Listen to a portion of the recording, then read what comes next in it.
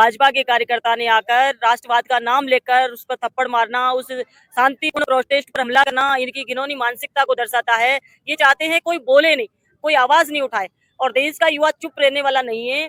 देश का जेनजी इतना खतरनाक है कि ये मोदी जी ये सोच नहीं पा रहे हैं कि जब इनकी जुबान।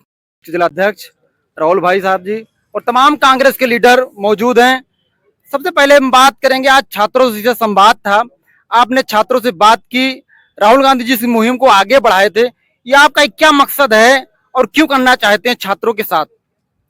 जी कि जिस तरीके से देश के अंदर युवाओं के साथ, छात्रों के साथ जो जो जिस तरीके का उनके सपनों को छीनने का काम हो रहा है, आज उनके साथ कोई नहीं खड़ा हुआ है।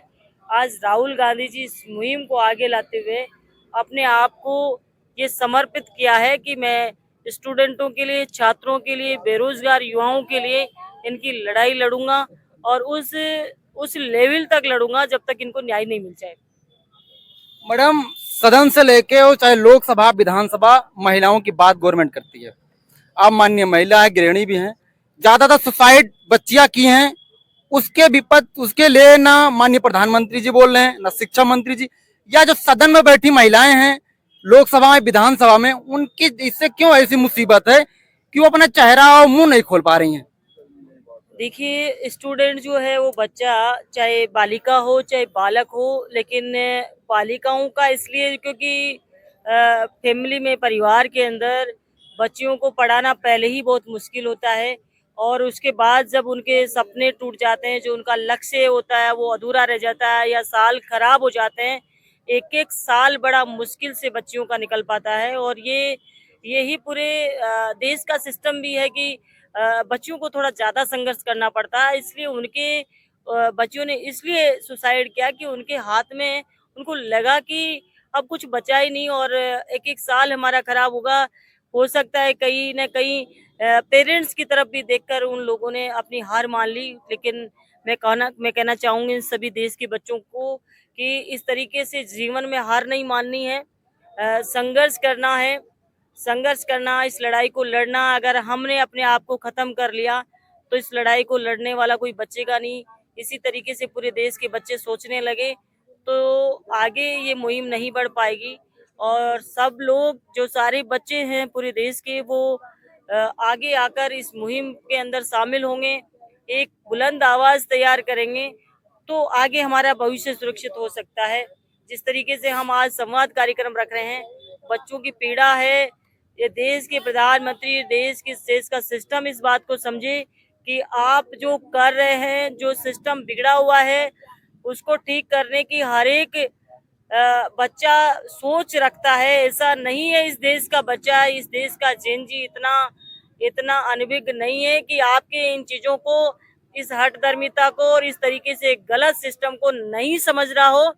प्रत्येक बच्चा इस सिस्टम को समझ रहा है, प्रत्येक बच्चा सवाल करना चाहता है। आप मन की बात करते हैं, कभी इन बच्चों से अपने मन की बात करके तो देखिए कि क्या आपको मिलता है, क्या क्या सवाल बच्चे पूछते हैं। मीडिया को आज तक 12 साल में एक बार भी मीडिया के सामने देश के मुखिया नहीं आए, और आज हर एक बच्चा सवाल पूछना चाहता है, लेकिन किसको सुनाए। और उस आवाज को सुनने के लिए माननीय राहुल गांधी जी इस देश के बच्चों के साथ में लगातार संवाद करने का कार्यक्रम कर रहे हैं। मैडम, कुछ लोगों ने क्वेश्चन था कि जिस तरीके से एजुकेशन महंगा हो रहा है, फीसें महंगी हो रही हैं, हॉस्टल की फीसें महंगी हो रही हैं, उस चीजों को दबाने के पर लीक को लेकर स्टूडेंट लगातार आंदोलन कर रहे हैं, और कांग्रेस पार्टी आंदोलन है, लोगों से बात कर रही है, लेकिन सरकार की तरफ इस पे नजर नहीं पहुंच रही। इसको कैसे देखते हैं, नजर पहुंच सकती है या नहीं? ये स्टूडेंट का सवाल था। राजस्थान का एक वाकया देखिए कि जिसके अंदर छात्र, स्टूडेंट एक कॉकरोच नाम से जिस तरीके से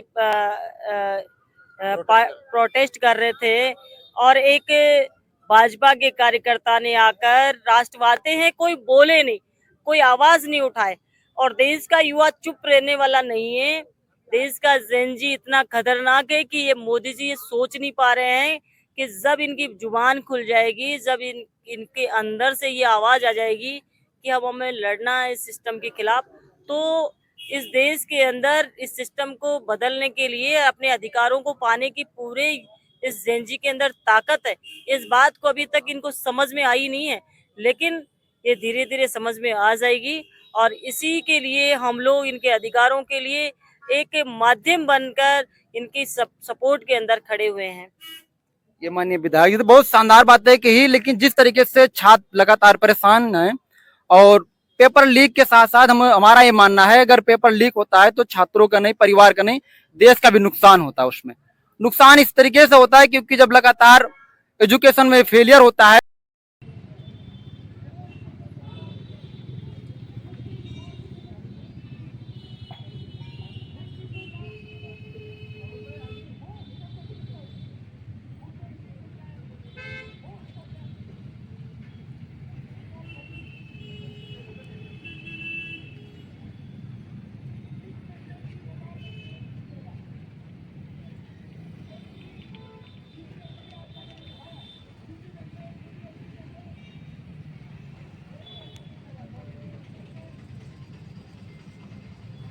ओम शांति ओम।